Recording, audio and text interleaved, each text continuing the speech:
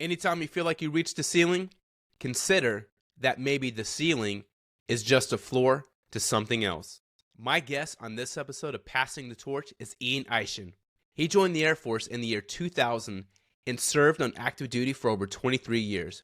During this time, he spent a large portion of his career developing talent management prototypes at the tactical and operational levels and identifying and testing emerging technologies against strategic problems across the Department of Defense. In summary, he's accomplished a lot and is all that in a bag of chips. Without further ado, Passing the Torch with Eishen starts now. First and foremost, welcome to the show, and thank you for joining me. This episode has been 2 years in the making. Hey, speaking of celebrating, this is our first time meeting. It is. How crazy is that? It is. I appreciate you inviting me. I literally just finished up an episode with Lee Ellis, which you got to witness. Yeah. And so thanks for that was awesome. No, it was good. I mean, it's a hero. Like you can't interrupt that. And I only had 30 minutes with him, so I was like, man, there's all these different things I want to get into with him. But I was just honored to have 30 minutes. But I was telling him in my bag, I have my personal notebook that for my to-do list, and but within that I have a podcast section, and I've had this podcast for going on 6 years. In January it'll be 6 years. Wow. But I wrote out a guest list of, and it's like 50 or 100. It's a lot of people. You've been on that list for a while. Wow. Yeah. And I know, even though we just met in person for the first time, and then I called you, I don't know, Friday or Saturday or whenever it was last week, but I felt like over the past couple of years, there's been a lot of messaging back and forth about, I felt like our relationship predates this just because of. It's a nice thing about social media. Yeah. You can get to know somebody long before you ever actually meet them, and you can develop a relationship. Doesn't mean it'll automatically happen, but you can. Yeah. If you put in the effort, you could actually develop a real relationship. And then meeting in person at some point is just another, piece on that journey. But there's plenty of airmen that I know that I've only met through social media. We've talked for years. I know them. I know their families. I know a lot about them. Still never met them in person. At some point that'll happen. It just hasn't yet. But he speaks so highly of you. That's a cool guy. No, he's a good officer. I got to hang out with him as a lieutenant and while he was a captain, and work with him on a bunch of projects and do some stuff for Syria and Iraq. And we got to do a lot of real mission. And so it was a lot of late nights and a lot of... This is in Germany, right? This is in Germany. Yep, we were both at Ramstein. So a lot of stressful nights, a lot of, him specifically developing as a leader and learning how to transition from a lieutenant to a captain, and then getting... DO level responsibility as a captain and having to operate at that level, and how to just continue to grow. And so he did amazing, and he's a guy I'd work for anytime. Oh, 100%. And so he speaks very highly of you. And then one of my close friends, Jake Kearney, Chief Kearney now, he's down at Lackland, but he was, when Sean Lee was a squadron commander, Kearney was his squadron SEO. Okay. But hey, I want to read this quote because... Well, first and foremost, this is what Sean Lee gave me when I was promoted last year. Oh, yeah, he does that. He never says nice things to my face. It's always in writing. Or he talks trash to my face, nice things behind my back. Yeah. So, But I have this black book, and you heard me talking to Lee Ellis earlier. So I read Leading with Honor as part of a book club. Shout out to Susan Mace. Bought this book, started reading books, writing down my thoughts. Every time I read a book, I take notes on that book. It's full of quotes, but I was going through it earlier or last night, and there's a quote I saw in there, and I thought it was fitting for you. Okay. For my episode is, anytime you feel like, and I don't have a source for it, so we'll just credit the internet. The internet. Okay. Abe Lincoln, I don't know. Anytime you feel like you reach the ceiling, consider that maybe the ceiling is just a floor to something else. That's good. I wish I would have said it. Yeah, I'll quote you. Okay, yeah. I'll say it later. Eishen, No, Michael you Scott. said it. Martin Foster. Martin Foster, Sean H.R. Lee. We'll do the Michael Scott. When I do the audio episode or the audio recording, I'm just going to read your bio. Okay. That's a long bio. With my research on you. Yeah, I didn't write that bio. I know, but there's a website that I found that had... I went on LinkedIn, and LinkedIn, it just says... But there was a website. Oh, for your company. Is it Illyria? Yep, Illyria. Yeah.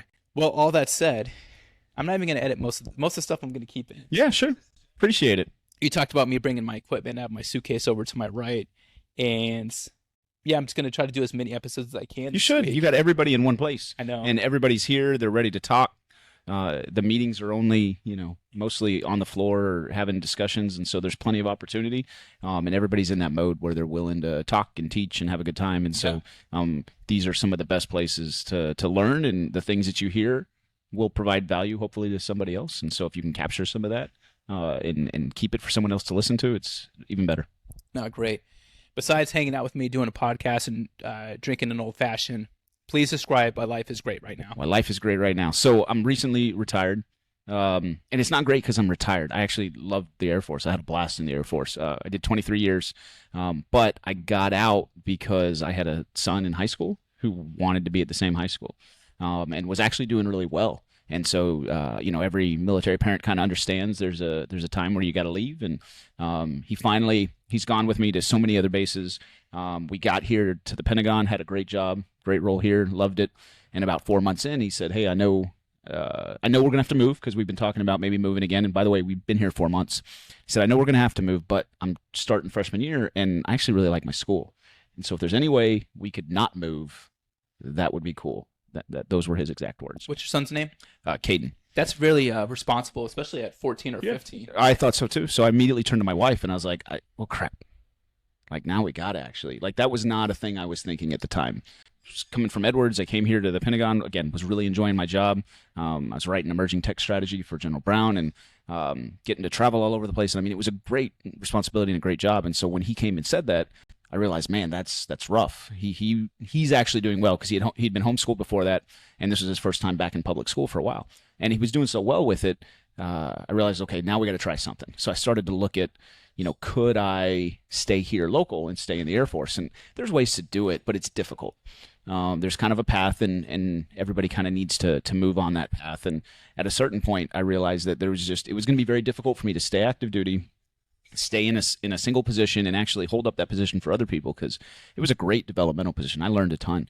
And so I needed to free that up so that someone else could take advantage of that as well. And so the best thing for me was to get out. And I was actually having a blast. I didn't want to stay longer and risk maybe getting disgruntled or maybe being in a different situation. And so leave while I'm having fun. And where I'm in D.C., where, I can actually provide for my family and take care of them and give my kid 4 years at the same high school. That was the goal. And so I was able to achieve that goal. He started his junior year a few weeks ago. He's loving it. He's having a great time. And that was the goal. That was the whole reason. And so to be able to do that, that's why life is great. Yeah, especially in the D.C. area. It seems like it's such a cool place to go to high school and get to experience. I mean, history, when you're studying history in high school, it's like, hey, look out to the window, kids. That's it. Yeah, but they don't care. He's 16. He doesn't care. Well, now they can learn the history of TikTok or whatever. He's not going to understand it till later. But I will say, coming to D.C. and not commuting is awesome. D.C. is a great place to be. Northern Virginia is an amazing place to be. If you don't have to commute and you're not sitting in traffic for 2 hours a day. So, and I'm not doing that. My brother-in-law, my sister's husband, he's in the Army. 8 years ago, he was stationed at the Pentagon. He lived in Arlington, Virginia, in a place called The Village. Distance-wise, I think it was 8 miles, but it would take him over an hour to get. There's no need for that. Yeah. So he started taking the metro and stuff. I showed you your bio that I'm going to read for the audio portion. Yeah, of it's this. long. It's long, but that's all the stuff that you do. I'm trying to capture everything. But when meeting someone for the first time, how do you explain what you do? Because I've listened to you on different podcasts. I remember when you were active duty, you started the Air Force quarantine. So I've been following you for a couple of years, but you do it in a good way. You do it a lot. I've seen you do TED Talks. But yeah, how do you explain what you do? What I do now? Just when meeting someone for the first time, because I feel like you're an innovation guy. You're a guy that just a strategic thinker, but more than a strategic thinker, you're someone who puts, like, to me, you are innovation, because in the Air Force, there's a lot of buzz terms, and innovation being one of them. To me, innovation's more than just the idea; it's the action of the plan. You're someone who personifies the action of, like, hey, and if it fails, it fails, but we're going to try this out. But that's just a small explanation. But yeah, but again, you've accomplished so much. How do you explain what you did in the military and also what you do now? Yeah, I think first off, if you were to come and ask me what do I do, and I say my name is Ian, I personify something, that would be a weird way to answer any question. And so I guess it would depend on, if it's here, I say, my name's Ian, I'm at a deep tech startup. And then if they want to talk about that, we'll talk about that. If they want to talk, then they go, why are you here hanging out with the Air Force? Then maybe I'll talk about, I retired from the Air Force last year. But that was that was a purposeful decision that I made when I got out. I wanted to make sure that I held the rank of chief. I held the rank of senior NCO for a long time. It was great. It's been great for my family. I know a lot of people. I've been able to do some things with that. But I don't consider myself, like, retired chief is not the thing that I am. It is a thing that's built me to this point. The relationships and the experience I got are what allows me to do the things I do now. Ian, I'm Ian, I'm a father, I'm a husband, my family's still around, so I'm a son. I'm all those things. I happen to work at a deep tech startup. I used to work in the Air Force, and it contributed a lot to my life. And so I really do, that represents a lot of me. I'm not a chief in that sense. It's just the rank that I got to hold. Like, that was a cool thing that I got to do. And so it's still weird walking around here and people, calling me that. But that's just a cool thing I got to do. And now I get to use that to help other people. So it all depends on the context. And so I didn't really answer your question completely. No, it's good. I'll take it. But yeah, that's probably what I would say. I was thinking about that on the drive down here because I told you I had a 7.5 hour drive. So I really just started getting active on LinkedIn. I had a LinkedIn for years and had my job duties from past EPRs and all that stuff. But I was like, that's not who I am. So I actually changed my profile to say podcaster and networker, because I feel like that's what I want to be. That's who I am kind of now at this stage, and how I'm leveraging my rank and my position is to network and collaborate, because it provides a platform to help out other people, which to me is something that you've done, whether you were active duty at, was it Edwards or Beale? I was at both. Oh yeah, yeah, that's right. That's like to your son, right? Like, you moved around a lot, but that is because I remember messaging you a couple years ago. I was like, damn, dude, are you leaving again? Yeah, so I was at Beale for about 3 years, did Edwards for 2 after that, and then the Pentagon for 2. Yeah, but yeah, it's just using the platform, because I've met people where their rank is who they are, and they introduce them even at a random restaurant. They'll be like, "Oh, I'm so and so," like based off rank. There's nothing wrong with doing that. Everybody identifies differently, and so some people identify as their sports team and the thing that they love, or their hobby. That's them. Taking away or judging somebody for the way they identify, I could never do. I just don't identify that way. I also don't identify as a fan of a certain football team, and even though I am, but that's not how I identify. And that's not the first thing that I would bring up in a conversation, because it's not so important in my life that I need to bring it up in the conversation. And so I think the first thing that people usually bring up is a thing that's very important to them. And you can tell a lot by somebody, by what they do. Now, if you'd asked me that question and I was sitting here in uniform, or I was here as a representative of the Air Force, then I probably would have answered that question differently, because I'm here representing the Air Force. I have this rank and I have this, uniform on for a reason. And so you're not asking me for fun. No, I'm Chief Eishen and I work over here and this is what I do. But that's because it's more of a professional environment. But if we were just, sitting next to each other at the bar and you asked me, who are you? Oh, I'm Ian. That's it. You said a couple things. That's a couple key words, but we talked about just identifying yourself. Can you please describe your childhood, and then also what was your curiosity growing up? I don't know. The curiosity thing, I don't know. I'm the oldest of 6 kids. My dad he worked as an air conditioning repair guy. He taught air conditioning repair, HVAC, at a community college. So he did that my entire life. Had a couple of side hustles where he went and did consulting work for air conditioning, refrigeration, and then he wrote a lot of the state testing for air conditioning and refrigeration and started writing software to help that testing. And so it was like what I would consider like an old version of an LMS to do automatic testing and things like that. So he always had these side hustles, but that's what he did. And so he did that throughout my entire career, or my entire life. And then I joined the Air Force right after I went to college for 2 months, tried the college thing, realized that I wasn't paying attention, didn't want to pay money to go do a thing that I wasn't really taking advantage of. And the Air Force seemed like a decent opportunity. And so, at the last minute I joined and then ended up sticking around for 23 years. But yeah, we grew up in Dallas, Texas, and oldest of 6 kids. So I had all those kids around kind of helping them grow up. And my parents divorced when I was think 11. And so a lot of time, single family or single parent and trying to help, take care of 6 kids. Now, I know we're roughly the same age. I went to college for 3 years, and I was. Oh, you did a little more than me. Yeah, but then I was thinking I should have joined the Air Force 3 years ago. And I think about where I'd be now. I'd be at 24 years. I'm like, you do the math for retirement and all that stuff. Yeah, I mean, sure, but you're on the path you're on for a reason, and you would have been totally different if I hadn't have done my last assignment.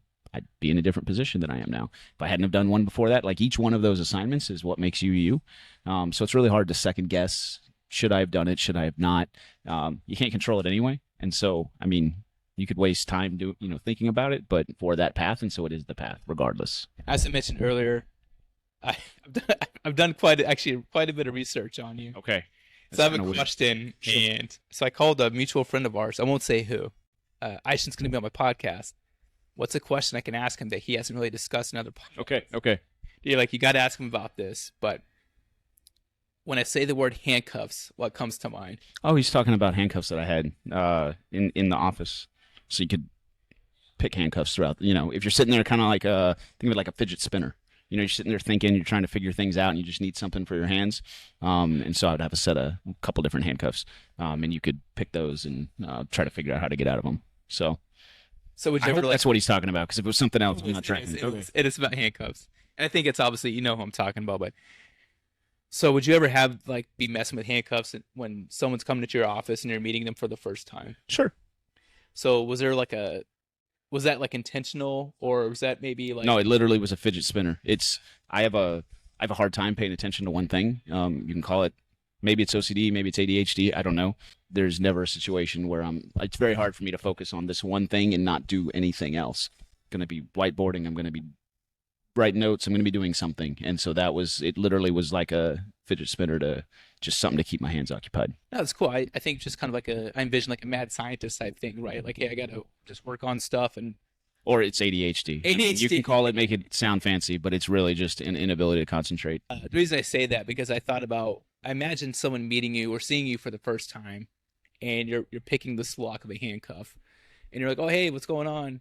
But what are your thoughts on first impressions versus lasting impressions? Yeah, I mean, I think especially even on the civilian world, and really everywhere you go, first impressions are important. Yeah. Just because people have an expectation of who they want to meet and are going to meet, and they're going to judge you in a certain way. Being cognizant that exists, I think, is important. Doesn't mean you change your whole persona. I mean, even I guess if I wanted to, or if I wasn't having to deal with the first impression, I probably would have worn a polo shirt and dressed a little. And it's not because I don't care. I'd much rather be a little bit more comfortable. Most of the people that I was meeting with today were in a suit and tie. So if I dressed down too much, that could mess up a first impression. So I'm cognizant of it, but I wasn't going to wear a suit and tie. There was no need for me to do that today. And so going above and beyond because that exists is not something I was willing to do in that situation. Now, lasting impressions, aren't going to come usually by the way you dress. It's going to be by lots of interactions. And so you hope your first impression doesn't shut anybody down, and it just keeps the door open to continuing the relationship and the discussion. And if you kind of mess that up the first time, hopefully you can leave a lasting impression by spending more time and expending more effort. But if you want to be very deliberate, trying to make sure that you decide what is the impression you want to leave on people, people you work with, people you work for, what is the impression you want to leave? And hopefully the one, that I've always tried to leave is somebody who's willing to help in whatever situation. Might not know what to do, but if you have an issue, I'll stand there right next to you and we'll figure it out. If I had to put, everything into words, that's the one I would do. But it has nothing to do with the way that you dress, very little to do with the way that you carry yourself, but a lot to do with the way that you approach people. In person or online, the way that you react to them, the way that you make them feel, those are all very important things that I think you need to be very deliberate about. And so you didn't say which one was more important, because both can be at different times, but that's the way I think about each.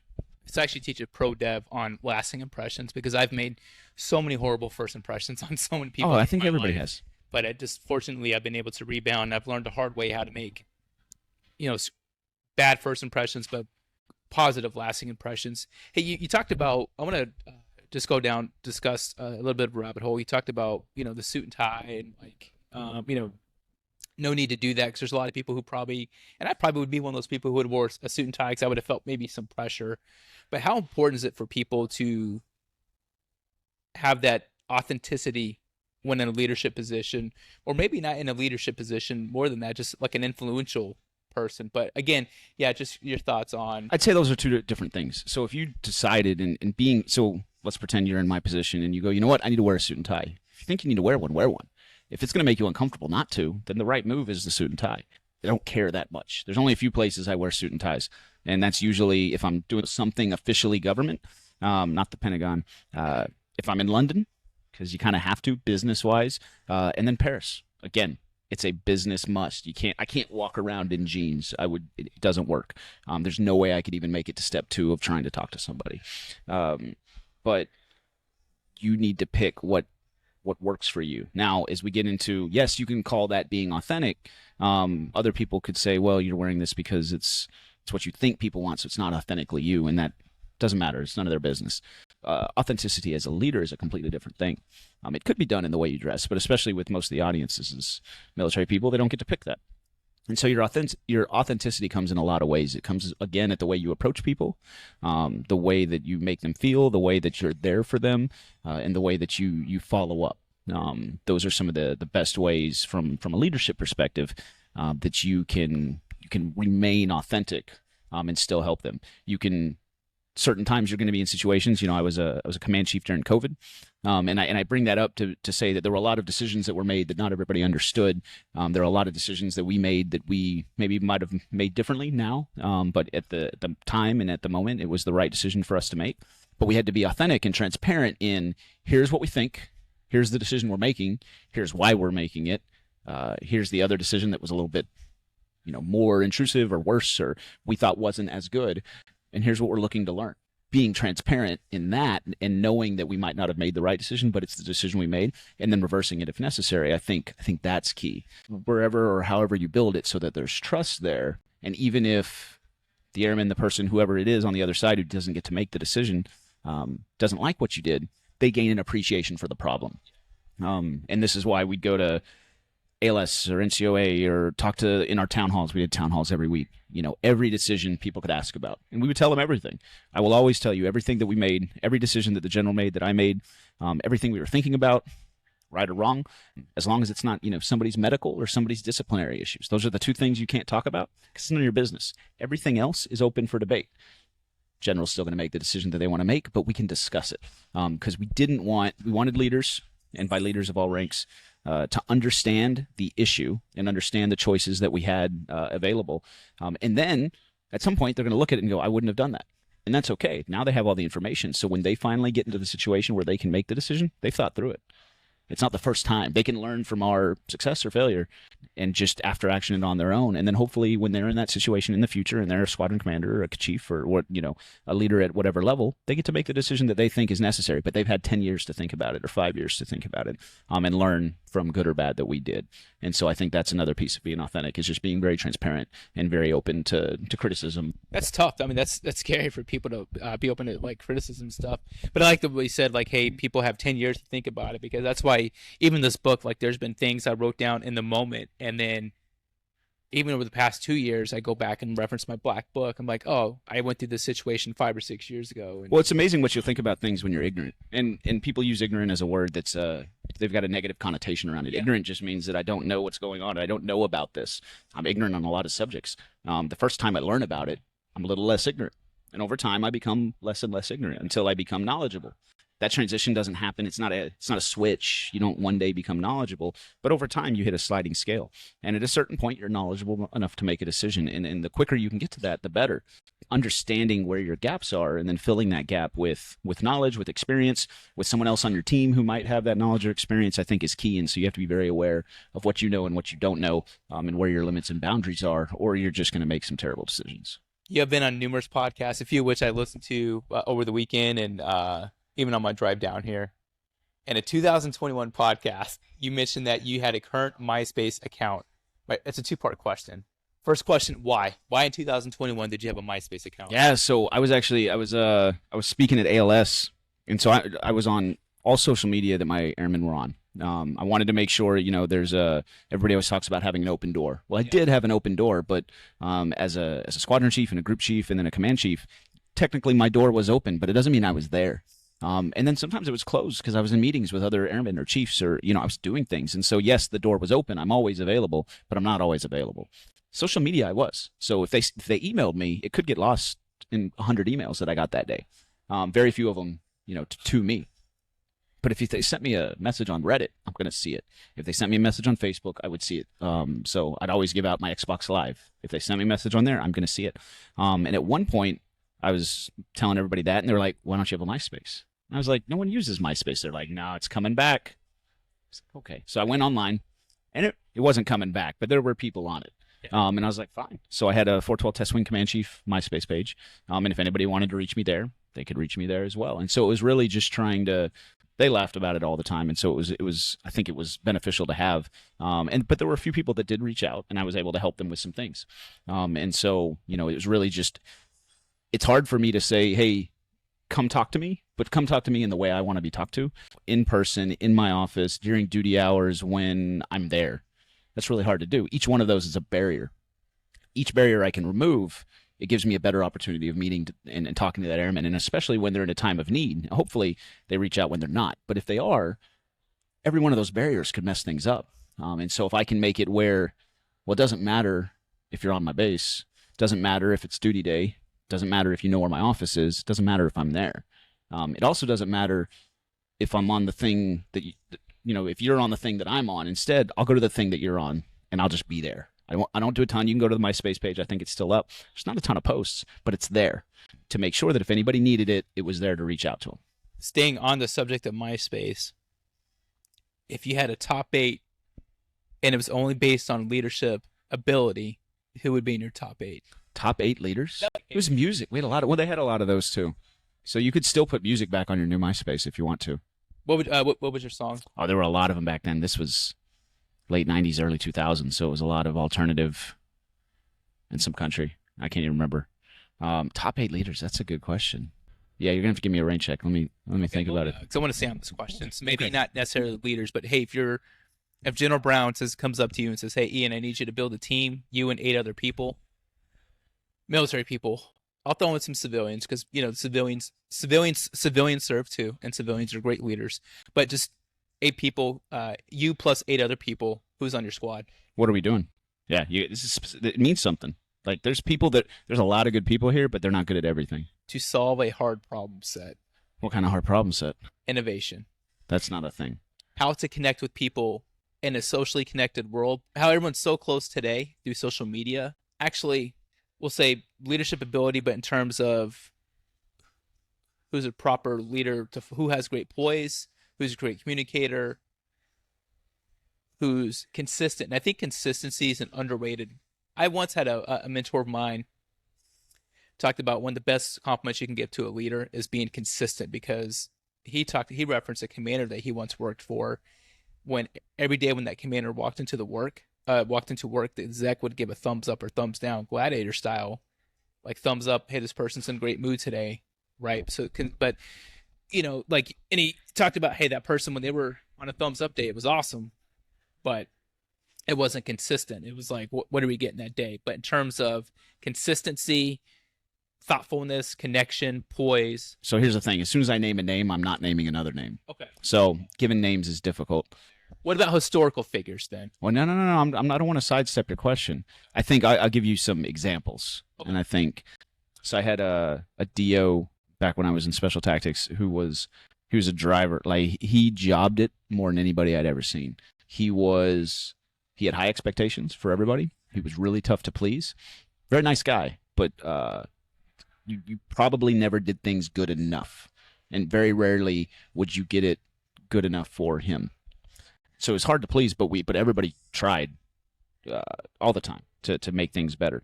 In the end, that was the most efficient, well-organized squadron I've ever been a part of. And it was that way throughout a lot of really nasty real-world deployments. And the squadron just performed. he was actually a very nice guy, great with families. And so it wasn't a bad guy. He was just very hard to work for. He was very demanding, but it was consistent. And he was like that with everybody. It wasn't a thing that he did with enlisted. He didn't do it with officers. He did it with people. He always expected people to rise to his level, and his level was always getting better. And so he would, he would outwork you. He was smarter than you. And it's not that he told you these things. He just was. Like, he's one of the smartest officers I've ever met. Hardest working officers I've ever met. Fastest runner I've ever met. He could PT anybody in the squadron. He was just a beast in every sense of the word. And so because he talked the talk and he could do it, he wasn't making you hold it. He wasn't holding you accountable to a thing he didn't hold himself accountable to. And because of that, we were a very efficient, well-run squadron. That's a leader I'd take on my team anytime, even though he was very hard to work for. Still an amazing leader. And to this day, I still use him as an example.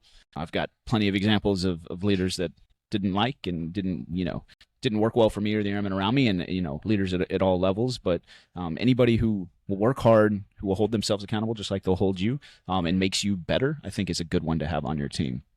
And so, again, not me sidestepping your problem, but I can't start naming 5, random chiefs here, and then 5 other chiefs get, butthurt about it because I didn't call them out. But you'll know it when you see it. People who are consistent with their communication and have actually practiced to make sure that what they are communicating is, back to your point, authentic, and there's a reason for it, as opposed to standing up on stage or standing up in front of people, holding court because you like to hold court. That's a different skill, and it's not one that I normally look for. I want people who are going to go and solve problems, and if we need to communicate to help solve that problem, then awesome. When I was fortunate enough to be selected for promotion a couple years ago, it was kind of like the Slumdog Millionaire. Like when the guy has all these flashbacks at different key points in his life, that's what I had, like a flashback to at that point, 20 years of my career, with all the people who helped shape me. And it was more than just like shaping me over the course of a year or 2 years or 3 years, but there'd be various specific instances, right? Like that moment in time where when I think of like leaders, it's more than like, oh, this person. It's that person in this moment on this day. It's always a moment. Yeah. And we talked about so my top 8, our mutual friend, I won't say his name again because I don't want to give him that satisfaction. Yeah, I wouldn't. My stepdad, who I was very close with, he died unexpectedly on October 15th of 2010. Oh, wow. It was out of nowhere, and I was stationed in California at the time. My mom and my stepdad were in Oklahoma. My mom called me. She was like, hey, this is it. You got to come home. And right, this is at 1 o'clock or 2 o'clock in the morning in California, and we're 2 hours behind Oklahoma. By 6 a.m., I was on a flight. I drove down, and LA's 3 hours, right? So I drove down to LA, caught a flight. I was able to make it home in time, like probably 15 minutes before he passed away. But I say all that not just for sympathy, but I felt compelled to, and we didn't have unclassed computers really, so everything we did was on, right? So I had to go to work to put it in my out of office. No one asked me to do that. But I typed up this long, and I didn't want to text anybody. But I went to work at 2 or 3 o'clock in the morning. Actually, on my way to LA, I remember I typed up this email, and I was like in flip flops and just travel clothes, and I saw that lieutenant, and he was like, "What are you doing here?" And but we had like this great heart to heart, and he was just very supportive, and at that point I really didn't know him that well, but that's really kind of like what he stepped up in the moment as a 24, 25-year-old snot-nosed lieutenant, but just good people. Yeah, good people. But I always think about it's those things really when I think about who would be on my A team or something like that. I've referenced a couple times about, I know you've done a lot of things with strategy, and I know you did TED Talks and a couple other things, but how do you turn insights into strategic direction that drives value for leadership in companies? Yes, it's a pretty broad question. I think you end up doing this a lot. I found myself in these situations where you see things. You spend enough time digging into a subject, and maybe it's more than other people around you. And again, maybe it's because it's an ADHD thing, or you get focused at 2 a.m. But you end up getting really smart at one thing, and it allows you to see through tea leaves that other people can't see. Everybody. If you look at everything you're the only person who knows what you know, and it's a mixture of your lived experience, your learning, your education, has nothing really to do with an actual degree, but just the education that you've learned through all these cycles of just going through life. And so at some point you know things that other people don't know, and because of that you gain insight. You get to see things are coming.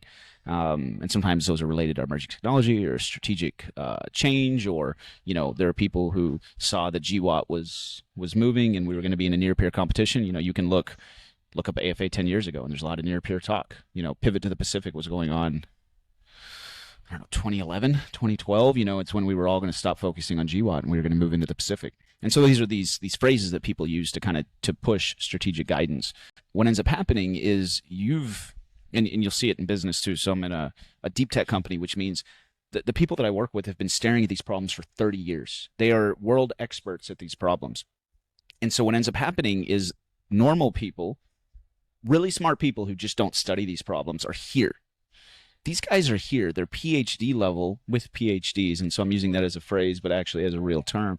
They've studied this thing for their entire lives. They can see things that the rest of us can't. So they're trying to tell you about this future, this world that to you is just science fiction, but to them is real because they've been doing it. But you're still here. And whether it's being in the Air Force and trying to convince people that this emerging technology is the way forward, or we have to start looking at the way that we deploy capital as an organization. And so we were pushing for the last 2 years really hard to get the Air Force and the OSD to look at capital and economics as a information operation, as a warfare. You can have economic warfare. You can use the economy and you can use your capital deployments to actually wage gray zone warfare. You can do it with information operations. We finally got to people to think that way.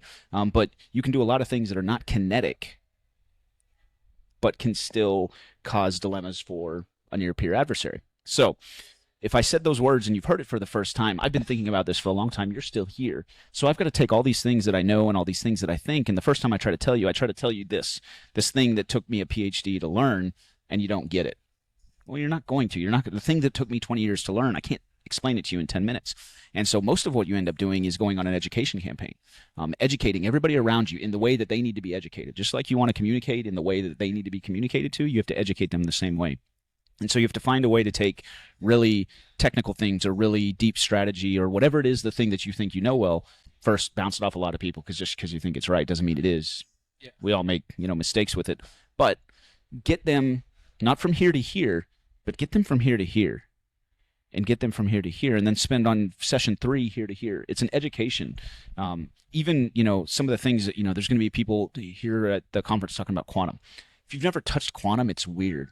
Quantum physics and quantum states, it's a hard thing to learn. It's hard for quantum scientists and quantum engineers to understand this. Optical engineers to understand this. And so you think in one session, 45 minutes on the floor, you're going to learn it, and it's not going to happen. And so what your job half the time is as a leader of any organization, whether that's a business organization or a military organization, but if your job is to influence and inspire people, you have to take all these things that you know, that you've learned, that you're really smart at because it's your lived experience, and distill it down in a way that they can take. And maybe it's focusing on one or two things. Maybe it's focusing and teaching it in a way that they understand, but your job is to educate.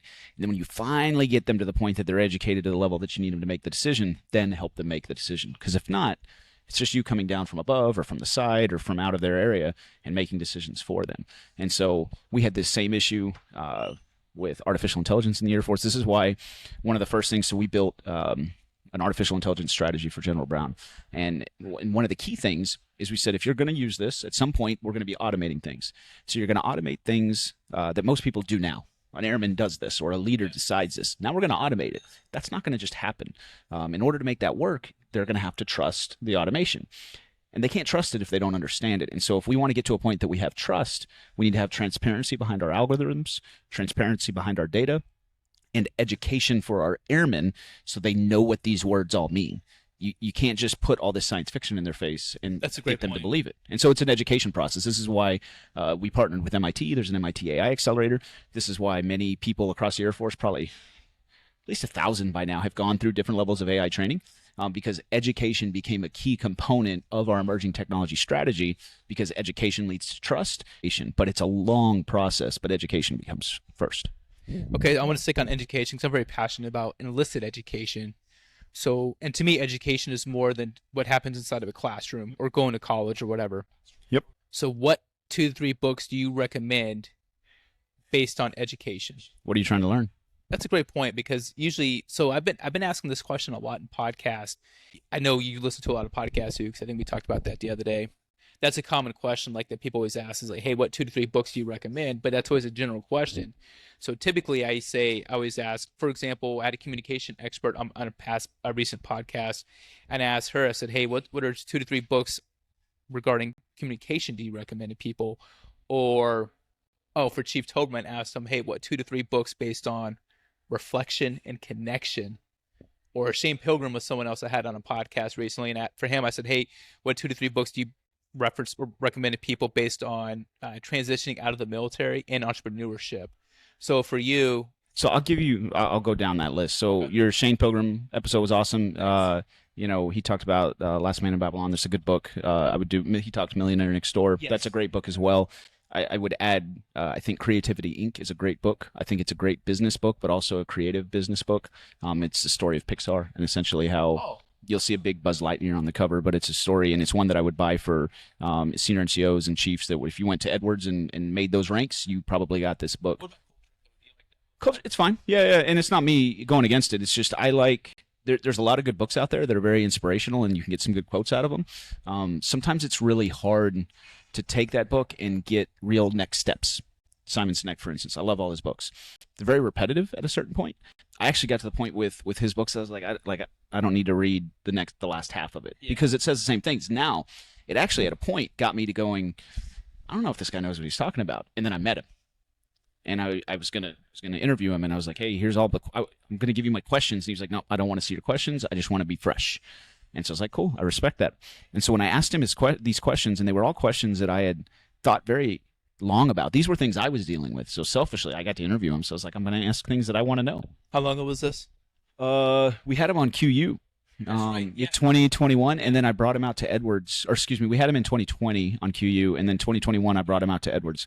Every question I asked him, he thought for about 10 seconds, and he had one of the most eloquent and insightful answers I'd ever heard, and he came at it from a completely different way that I had never thought about, even though I had paid attention to all these questions and thought about them long and hard. And they were great, and they had next steps in them. And so sometimes when you get into, or I find when I get too much into the insightful books and the motivational books, I feel good, but I don't know what to do next. Yeah. And so I like taking those and then adding them with another book that has more next steps. And so if you got into one of the ones that I would buy for people, and I give away a lot of books, but there's a whole series called Slideology, Resonate, and Data Story. It's by the same author, and they're all on building story arcs. And so Slideology is literally how do you build presentations that inspire.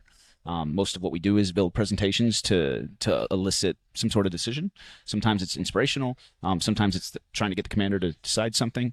But how do you take a very well thought out story and build that into your slides? Data Story is the same thing, but it's mainly with data. So how do you take, and it's a very easy book to follow. So how do you take statistics and really refine data and turn it into a way that can create insights for others? But Resonate is, instead of just the slides, like these all build on each other. It focuses on the story itself and how do you build ideas that capture people's attention and use those ideas to then move forward to whatever you're trying to do, whether it's inspire or teach. And so for communications books, those are ones that I really like. There's a couple advertising books, the Ogilvy advertising agency from the Mad Men agency, essentially. And so they've got their own book that was written about all the different ads they use. And you can get really, I'll get geeky into the ads themselves and the typeface. There's a book that I give out to people called Type that's all about different typefaces and fonts and how different types elicit different responses. There's a elegance to type, and there's an elegance to font and an art to it. And if you simply use Arial because that's the one that was there, then okay. But when you're presenting, there should be a reason for the type that you've picked. And I think it was weird for my execs the first time I asked these questions. Why did you pick that font? And how did you want this to make you feel? And what of response were you trying to elicit? But those all mean something. Same with the colors that you use and the style that you use to do all this. So communication, those are the books that I would recommend, and those are the ones that sit on my shelf, and I'm handing them out to many, many people. I love it. So I'm a communications major, so. Oh, okay. And I think I'll start including on some emails I send out at work. Because I call it, in addition to face-to-face mentorship, I do digital mentorship, where I type up emails just about a certain subject. It has nothing to do with work, but it's kind of like reflection. But it's interesting you talked about the font, because I 100% believe like that matters, right? Like the font that people use. And so I do a lot of writing, and I type out questions for each podcast, and I'm very specific on the font that I use. Yeah, why'd you use this font? This is American Typewriter. I know. Why'd you use it? There's something about it. I realize I like the olds. So even like we have old fashions. You talked about advertising, Mad Men. I was obsessed with that show. One of my favorite shows of all time. It's a good show. And people talk about how can you is sexist and all these different things. Like, well, it was the late 50s and 60s. Like they're just reenacting that time. But I loved more than that. We're not, they did a lot of things I disagreed with, but the things I loved about the show was the detailed writing, but the nuances they captured New York City, like the fashion and the social, all this social events. There was just a whole style, and it was very classy. And as I'm building passing the torch, I go toward more. I like, whether it's sports logos or as I'm building logos, I kind of like simple classic designs. Or when when I was building different logos, that's what I type in. Hey, I want a retro or a minimalist or a simple classic modern look. But there's just something about, I feel like it puts me in a zone. It's the same reason why I write in cursive in my book and I write in pencil. I used to write in pen earlier on, but there's just a mindset. I feel like it kind of like when people have like their separate workspace, like, hey, this is all it's right, or their own garage gym. Like it's just when you step out there, you're in a zone. There's just something about, even when I type papers, or when I did type papers for school, I use that font, unless they said use Arial or Times New Roman or whatever. But yeah, there's just something about the font that I like. I alternate between the questions. I'll have black or the bold and non-bold. To me, it professionalizes it. I like it. The cool thing is that answer is the right answer. There actually is no wrong answer to that question. And I would only argue that the only wrong answer is, I don't know, it's the one.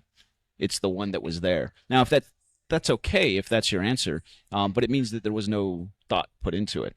And so in the end, the thought is, I'm trying to elicit a certain response, and for this is your notes, but you deliberately put something for you to inspire you, to make you feel a certain way, to make things easier for you. So you did all these things for a reason. You picked the font and the size and the typeface, and not everybody realizes that those are two different things, font and typeface.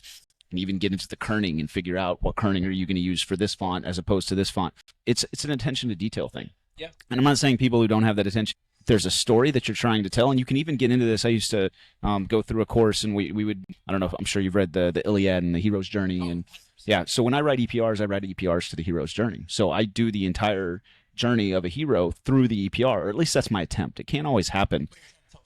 I'm trying to tell not only a story, but there is this tried and true method called the hero's journey that we teach for communication. And that is how you introduce a character. You walk them through their background. You walk them through the challenges and how they overcame those challenges. And that's something I try to do for all the airmen that I write for. And so whether it's a 1206 or an EPR, the hero's journey and that cycle is the entire thing. And if I can do it right, and I've done it a few times and it just worked that way, actually every bullet has a story arc, and then the entire thing has a separate story arc. Man, I would love to see Hardesty's EPR. So there's decent ones out there. It's hard. I helped him with his narrative one, this latest one. This is my first one with narratives now that I'm out. It's a little harder there. But even my, before I would write 1206s, and they wouldn't let you write in sentences or in paragraphs. And so every bullet was a sentence, but every sentence in order told my story. And this is the nice thing I got to do as a chief, because I had no chief above me to say you're not allowed to do it that way.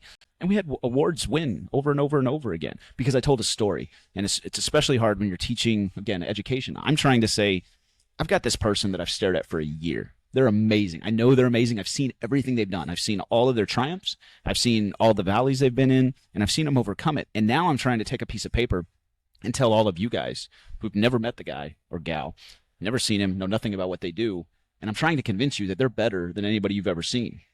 I'm not going to do it with straight bullets, with action, impact, unless I deliberately tell the story. And so the hero's journey, again, why would I recreate that? Like they've done it. It works well. So my job is to take these things that are tried and true and use them as a way to tell you, these people who don't know the person that works for me, that they're amazing. And I think it's a good way to do it. And so I'm not successful with every single document that I write, but that is the template. That's the guidelines that I use, and that's the starting point. And I only deviate from that when I have to. I only write acronyms when I have to. If you look at Hardesty's, if you look at his EPRs from me, there might be 2 acronyms, and it's probably NCO. And something else that you've GPA. heard of, yeah, you've USAF. heard of a million times. I don't write any. I had one, I think, in my exec before that, because it was a medical thing and I couldn't get by without it. It was like 10 lines. It was so long I couldn't write it without the acronym. But I don't need you to know these acronyms. I need you to understand what this person did. And every time I write an acronym and every time I use some sort of idiom or colloquialism that only I know or only my base knows or only this AFSC knows, then I lose you as a reader. My whole job is to take you as a reader, board member, awards board, or promotion board, and get you to understand the thing that I get to see every day.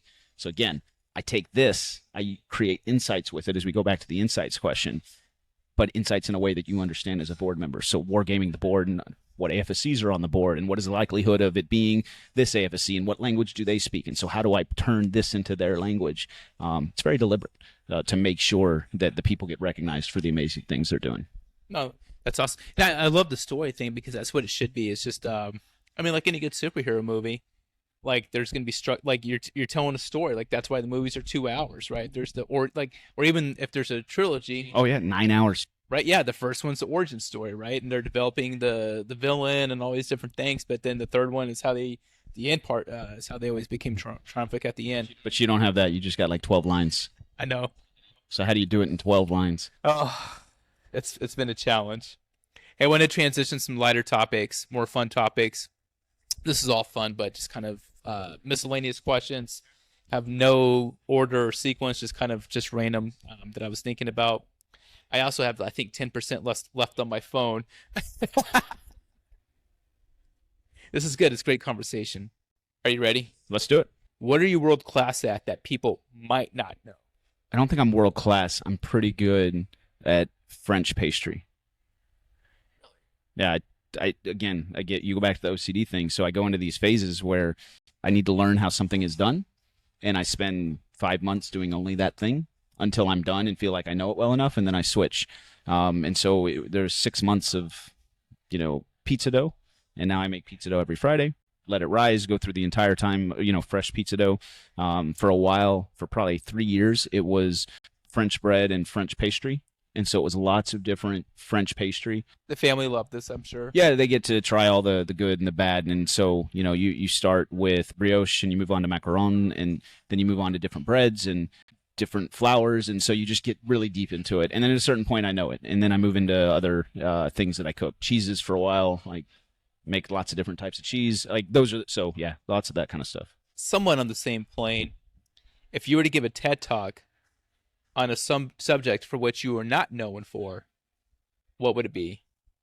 And it can't be the French pastry, but I know you've done a TED talk before. Yeah, I did that one. That was more on, it was just airmen doing awesome things, and I got to kind of watch. What would I give a TED talk on? I think it's it's hard to do into a TED talk, but taking very complex subjects and trying to distill it in a way that anybody can understand.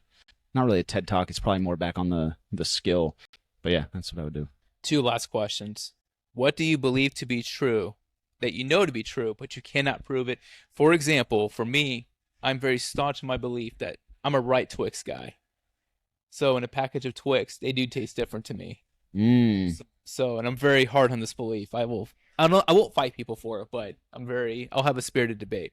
But that's just a generic example. But I think the last bite of a lot of things aren't as good as the first one, and so most of the time it's not worth doing.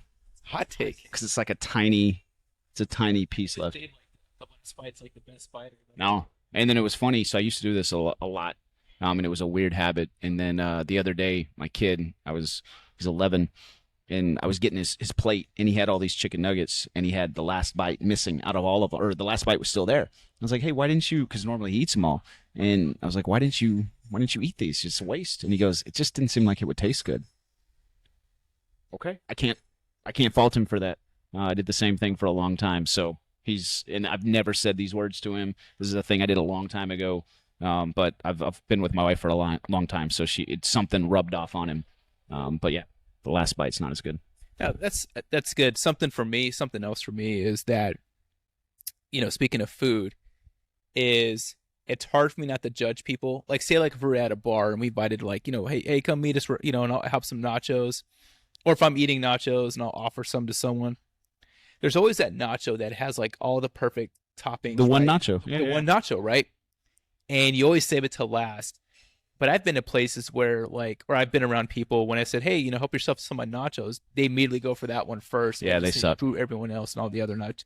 And it's just it's hard for me. That's all I need to know about that person. That's the only impression I need. Yep, terrible leader. All right, last question. If you could put a billboard anywhere in the world and write your message on it for the world to see, where would the billboard be and what would your message say? Yeah, I would probably I'm breaking your question, your premise, but I'm keeping your premise. I would put one on the outside of all of these military bases so that people see it and realize that there is more out there than just the military. And this isn't like a disgruntled retiree. It's really easy, and I think every retiree will tell you this. It's really easy to get so busy in the day-to-day of helping airmen and leading and hacking mission that it's sometimes hard to look out. It's a bubble, and not in a bad way. It's a bubble. It has to be. It has to be a very insulated bubble because you're doing really difficult things.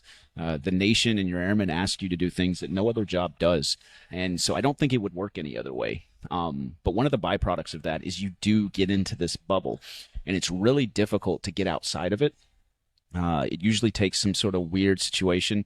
I didn't get outside of it until I was able to start doing a couple internships at other companies and interacting with people who just thought differently, who were not inside the bubble. They didn't live there. And you start to see, oh my gosh, I can affect national security from the outside. Like, this isn't the only place. There's ways for me to serve other than active duty. There's ways for me to take care of my family. Like, all these things that I thought were truths. And it's mainly because I never questioned them. I finally realized there was another version of that. Amazing people who were serving in their own way, and they had never touched the military. They didn't even really know about it, but they were helping national security in a way that was much more powerful than even what I was doing. I had to get out of the bubble for a minute to see it. And then once I see it, I was able to go, okay, what are the things I wanted to do with my life? And helping airmen and increasing national security were the two things. And there's other ways for me to do that. And actually, in a lot of ways, I can have more impact on the outside because I'm not limited. I can go talk to Congress if I want to. I'm not limited by rank or perceived station as far as you're here, so this is what you're allowed to say. This is your level of worth. Your worth and your ability only comes from whatever you do. And at a certain point, based on a first impression, they'll let you in the room to do these things, and at a certain point, you'll ruin it and you'll leave. Or you'll continue, and you'll be able to do great things. But it has nothing to do with some sort of preordained list or chart, and it takes a little while to see that. I'm incredibly grateful for the military because everything I have now is because of the 23 years I served and the airmen I was able to serve with and the leaders I was able to learn from. And because of all that, I'm finally in a situation where I can help, airmen from a different point of view, help them as they transition, help them understand, bring technologies in that maybe they didn't know existed, and help national security very directly instead of being in a large organization where it's tough to move things. In a very small, nimble organization, we can move much faster. And so in certain ways, I'm able to impact more. But I'm not able to interact with airmen on a regular basis, and this is why things like AFA, this event, other events that I get to go to. I was at a senior NCO induction, I got to speak there a couple weeks ago. It was amazing because I get to kind of fill my cup from that other side. That was my long answer to your question. No, that's great, man. Well, that's all I have. Ian Eishen, thank you so much for being on my podcast.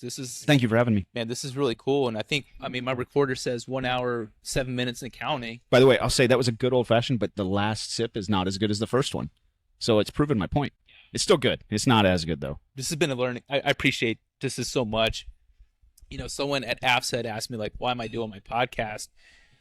I don't make any money from this. I spend money on this, but this isn't cheap. Yeah, and I appreciate you recognize the equipment and everything, but I do this because I'm genuinely passionate about it. But this is helping me build my network and get the message out. So I did that podcast. I did 15 interviews at AFSA, and I'm still going through posting. But the last one I just posted, my most recent episode, was with Shane Pilgrim. And I tried something different. I posted that one strictly to, I think, only LinkedIn. I might have posted it to Facebook. I think I saw it on LinkedIn. Yeah, but I was like, I haven't really posted a whole lot on there. But the reach that it has, and it shows that, and I've actually had people message me directly about that. Hey, I like what he said about this or that. So it's a connection platform. It's a networking collaboration. So, and you're someone who I've been wanting to build a network with and collaborate with for a long time. So Yeah, just thanks for doing this, man. I appreciate it. No, I appreciate you having me on. So, I mean, this, I had my own podcast equipment. This equipment is not cheap. And then for every hour, you just did an hour here, that takes time to schedule. You've got pages of notes. So that took time. It's not done. You get to now edit and go through that process. And so the fact that you're spending, 10 hours or 15 hours of work to put out 1 hour of content, and even that's being a little pessimistic. It could have been, double that based on your commitment. But what it ends up meaning is you're able to capture something. You now have an artifact of this moment in time, dumb things that I said, good things that I said maybe, but you have this artifact that can be used to help others. If it was for you, you'd record it and you'd watch it yourself and you'd learn all these great things from all these cool people like the POW you got to speak to earlier. But by taking the time and energy to record it, it's your dedication to everybody else. People you have no idea who they are, but you're saying, you know what, I'm dedicated to helping make you better if you want to be better, or to learn something, or to get an experience, or to hear somebody that's different. And that's a level of commitment and dedication that I think is huge. And so when you start looking at, who do I want on my team, it's people that are going to do things like that. People that are going to be selfless and are going to be able to look past what's in it for them and what's good for them, and saying, I have unique access and placement to, people like this author and some of the other people you've been able to interview. And I think that knowledge is valuable for someone. I just don't know who. So I'm going to capture it and take the time to do it. And that's a level of commitment that you don't always see. It's commendable. And I thank you for that. Thanks, man. I appreciate that. All right, everyone. That wraps up this episode. Big thanks to my guest, Eishen. My outro is going to be very short on this one. So remember, vision, relate, develop. Take care, everyone. Foster out.